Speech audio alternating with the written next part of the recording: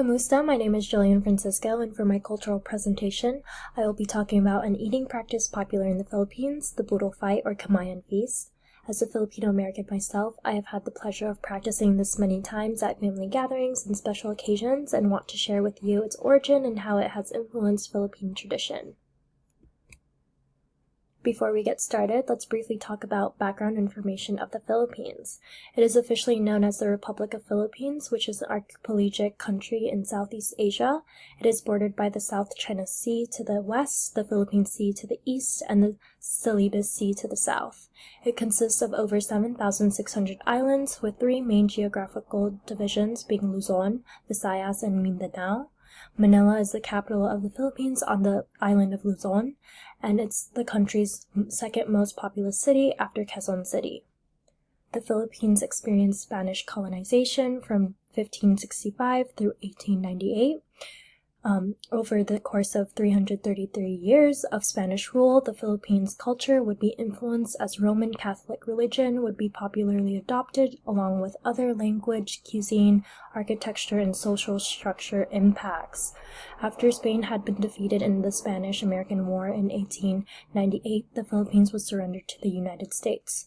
With the emphasis of building a colonial government under military rule and then civilian administration, the U.S. wanted to improve the country's education, healthcare, and infrastructure systems.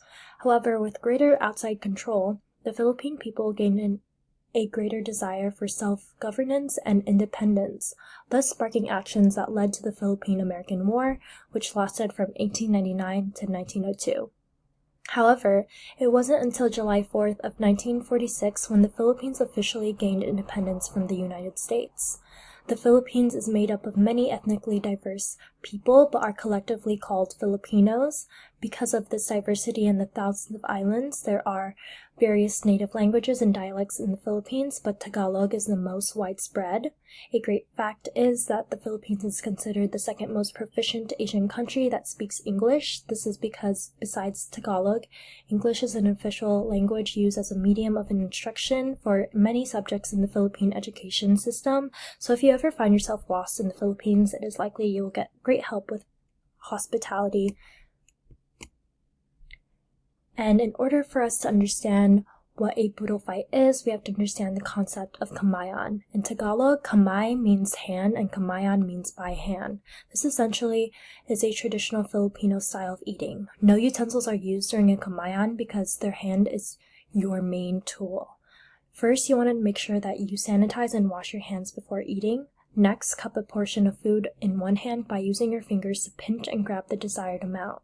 Then you use your thumb to push the food into your mouth. Finally, you repeat the process and enjoy an authentic Filipino eating practice. An important cultural element in Filipino dining is the expression of masarap, which means delicious in Tagalog. This phrase is used to express the appreciation for flavors in the foods served. Before we move on, here's a visual example of how to properly eat with your hands. Today we're eating with our hands.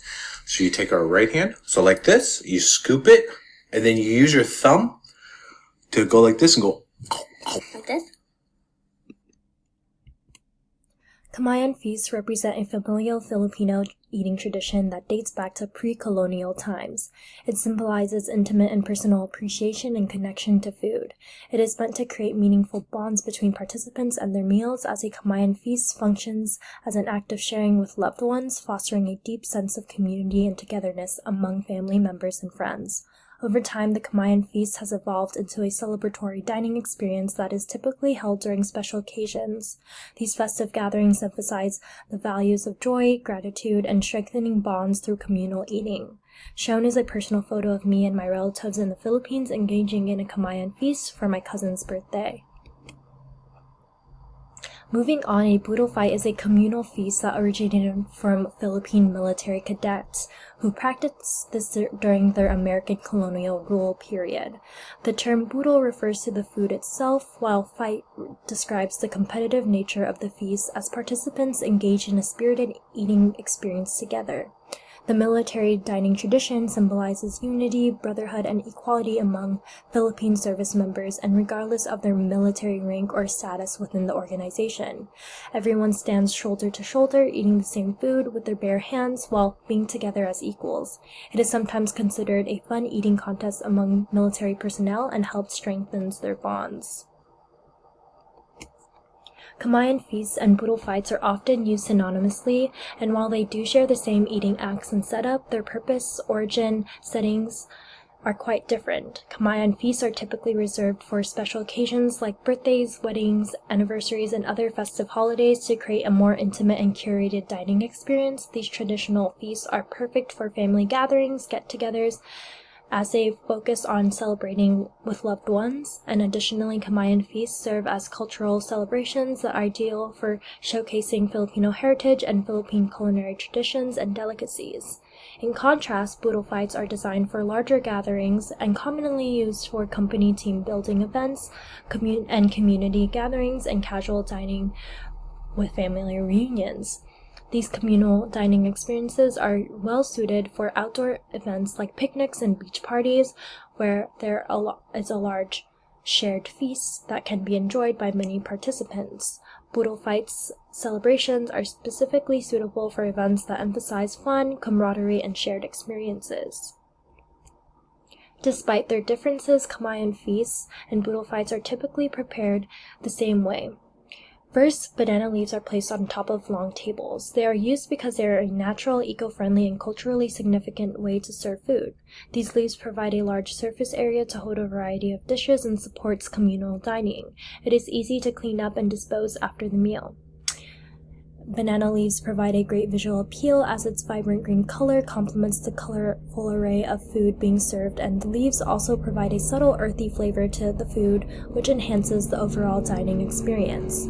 Next, kanin, or cooked rice, is placed throughout the center of the leaves, and rice is a staple in Philippine culture because it is the main source of calories and carbohydrates often eaten during every meal. Surrounding and on top of the bed of rice are different traditional Filipino delicacies, ranging from beef, pork, chicken, and seafood dishes, but it is recommended to serve mostly dry or grilled dishes to maintain flavor and texture without getting soggy.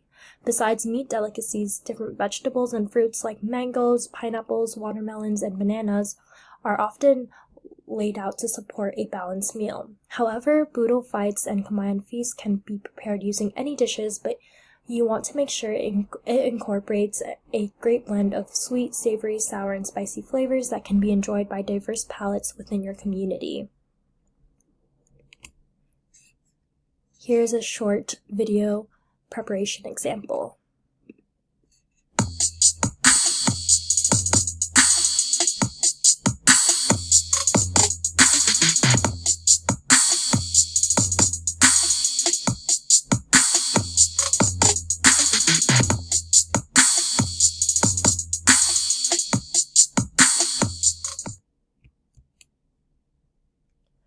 Finally, I believe that everyone should experience a Boodle Fight or Kamayan Feast at least once in their life. This is because even though they are based upon Filipino customs, this experience can be enjoyed and practiced by anyone. It is a great opportunity that brings people together for meaningful social connection. This on-hand dining experience breaks down social barriers as people unite to share delicious traditional foods. It encourages people to interact, laugh, and tell stories amongst each other. These unconventional eating practices provide people with the importance of sharing, gratitude, and community, which is heavily ingrained in Philippine culture. Here are the resources that I use, and thank you for listening, and feel free to ask me any questions.